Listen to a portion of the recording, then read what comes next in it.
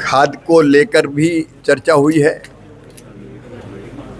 और ज़्यादा बरसात के कारण कुछ जगह सोयाबीन की फसल, तुअर की फसल, मक्के की फसल को नुकसान हुआ, उसके बारे में भी चर्चा हुई है। और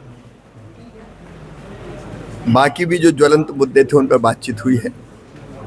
आज की बैठक में हमने खाद के आवंटन का काम फर्टिलाइजर मिनिस्ट्री करती है, तो उनको भी जोड़ा था, कृषि विभाग को भी जोड़ा था, भोपाल से भी अधिकारी जोड़े थे। यहाँ खाद एनपीके पर्याप्त मात्रा में उपलब्ध है। डीएपी भी अब लगातार आ रहा है। रोज रैक्स प्लान है, तो लगभग रोज रैक्स आएंगी।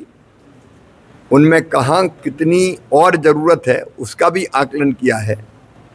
वितरण व्यवस्था कैसे ठीक हो। कई जगह डबल लाख में टोकन सिस्टम से जो खाद बढ़ता है तो भीड़ ज़्यादा हो जाती है, और उस ज़्यादा भीड़ के कारण, क्योंकि एक दिन में बांटने की एक सीमा है पॉस मशीन के कारण, तो वो जितनी भी इस तरह की दिक्कतें थी उसके बारे में चर्चा करके कैसे बेहतर वितरण की व्यवस्था और हो सकती है उसके बारे में भी चर्चा हुई है।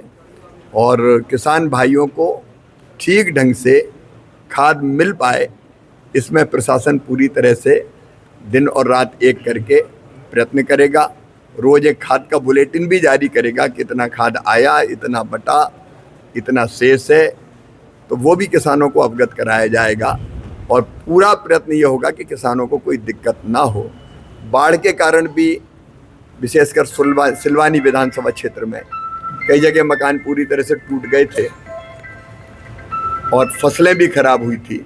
अभी तक जो जानकारी आई, 26 मकान पूरी तरह से टूटे हैं। उनका प्रस्ताव आएगा तो प्रधानमंत्री आवास योजना के अंतर्गत उनको मकान नया देने की राशि की व्यवस्था की जाएगी। आंशिक नुकसान में भी यहाँ प्रदेश की सरकार ने किसानों के खाते में पैसा डाला है, लेकिन एक हमारी चिंता है, फसलों में अगर नुकसान हुआ तो उसका ठीक से सर्वे हो जाए। मैंने ये निर्देश दिए हैं कि सर्वे ठीक से हो, चाहे वो सोयाबीन का नुकसान हो, मक्का का नुकसान हो, अरहर का नुकसान हो, और सर्वे ठीक होगा तो हम RBC 6.4 की राशि के अलावा फसल बीमा योजना का लाभ भी किसानों को दे पाएंगे।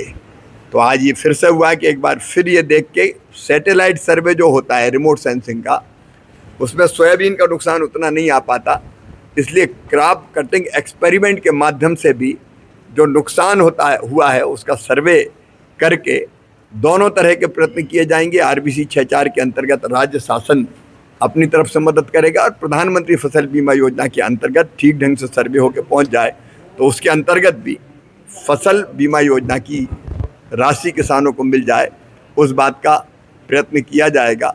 तो जो बहुत ज्वलंत समस्याएं थी आज उस पर चर्चा किया। धन्यवाद।